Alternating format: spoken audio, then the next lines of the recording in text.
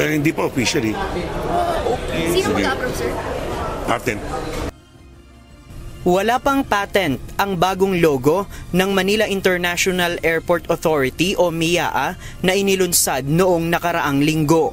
Ang patent ay ang rehistro bilang patunay na walang katulad ang itsura ng isang logo at ang mga karakter na nakalagay rito. Ayon kay MIAA General Manager Eric Ines, input niya ng iba't ibang tao ang pinanggalingan ng disenyo ng bagong logo. Galing umano ito sa isang in-house contest kaya wala silang binayad sa gumawa. Noong Setyembre pa nagawa ang bagong logo pero ngayong Marso lang nila inilunsad sa publiko. Wala, in-house yun. Nagbayad, wala kami binayad.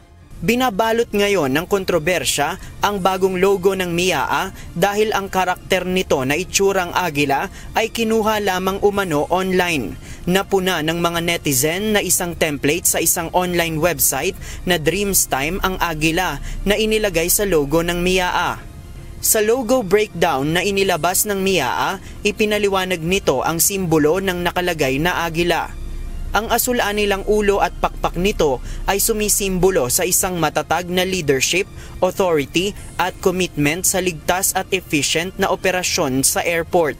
Habang ang pula at asul na pakpak naman ay sumasalamin sa flight and connectivity na nagpapakita ng tungkulin nito na mag-regulate ng ligtas na biyahe sa himpapawid. Dumipensa naman si GM Ines sa puna ng mga netizen. Wala naman kung magagawa. You cannot satisfy everyone. Ayon sa MIAA, ipapalit na rin nila ang bagong logo sa mga signages na kinalalagyan ng lumang logo. Sa ngayon, pending pa ang application ng bagong logo sa IPOPHIL at hinihintay ng MIAA ang magiging resulta nito.